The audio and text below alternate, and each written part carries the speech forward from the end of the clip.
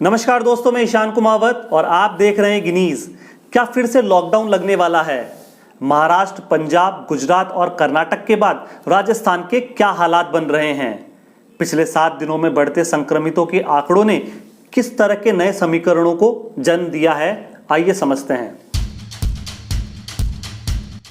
Corona को महामारी घोषित किए हुए पूरा 1 वर्ष बीत गया। वैक्सीन आ गई और 60 वर्ष से ऊपर तक के लोगों को लगनी भी शुरू हो गई।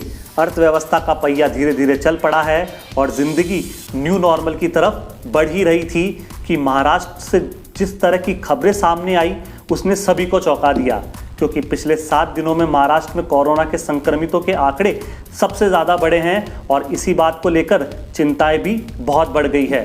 नागपुर में तो 15 से 21 मार्च तक लॉकडाउन भी लगाया गया। इसी के साथ देश में अब कोरोना की दूसरी लहर की आशंकाएं जताई जा रही है।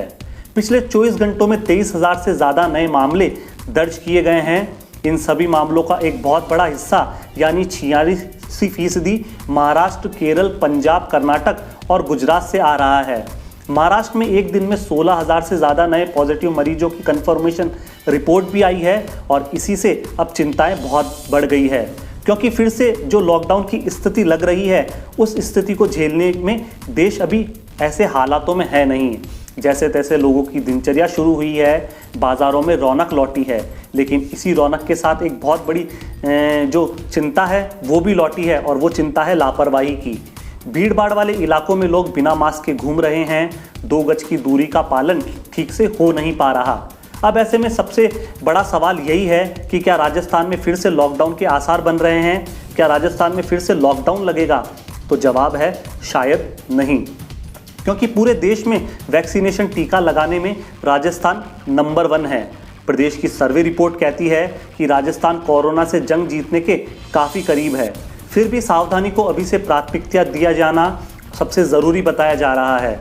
राजस्थान में वैक्सीनेशन के आंकड़े खुशी तो देते हैं, लेकिन पिछले 3 सप्ताह से जिस तरह की रिपोर्ट आ रही है कोरोना को लेकर उसने चिंता भी बढ़ा दी है, क्योंकि 400% तक कोरोना मरीजों का बढ़ना परेशानी खड़ा कर रहा है।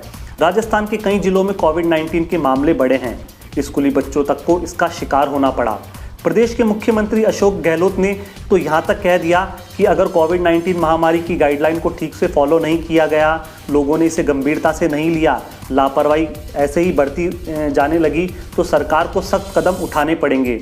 और वैसे सरकार के सख्ती वाले कदम के इस तरह के बयान से आप और हम आगे की स्थिति को भी समझ सकते हैं। सीएम गहलोत ने सभी से सरकारी प्रोटोकॉल को फॉलो करने की अपील की है। वैसे आने वाले 72 घंटों में स्थिति साफ हो जाएगी और ये क्लियर हो जाएगा कि आगे की रणनीति सरकार की कैसी है। ताज़ा रिपोर्ट के मुताबिक जब हम ये पूरा वीडियो शूट कर रहे हैं तो पिछले 24 घंटों में 23,000 से ज़्यादा नए संक्रमितों की रिपोर्ट आई है, जिसमें सबसे ज़्यादा पुणे, नागपुर और ठाणे हैं। इसी तरह देश के अन्य राज्यों में भी येलो सिग्नल ऑन हो गया है। इसमें पंजाब, कर्नाटक, गुजरात और एनसीआर प्रमुख हैं। तमिलनाडु और केरल में भी कोरोना के मामले की स्थिति पर सावधान रहने वाली खबरें सामने आ रही हैं। कई शहरों में नाइट कर्फ्यू और सामाजिक आयोजनों पर रोक लगा दी गई है और देश के 5 राज्यों सहित कई जगहों पर उपचुनाव होने हैं। राजस्थान में भी 4 विधानसभा क्षेत्रों के लिए उपचुनाव की घोषणा होना बाकी है। ऐसे में यदि कोरोना का कहर जारी रहा और ये कम नहीं हुआ तो क्या सरकार चुनावी कार्यक्रमों को आगे बढ़ा देगी? इस बारे में कुछ कह नहीं सकते, लेकिन कोविड-19 के बढ़ते मामलों पर आपकी क्या राय है? आपका क्या संदेश है? आप नीचे कमेंट में अपनी प्रतिक्रिया ज़रूर दें। शुक्रिया, बहुत बहुत धन्यवाद।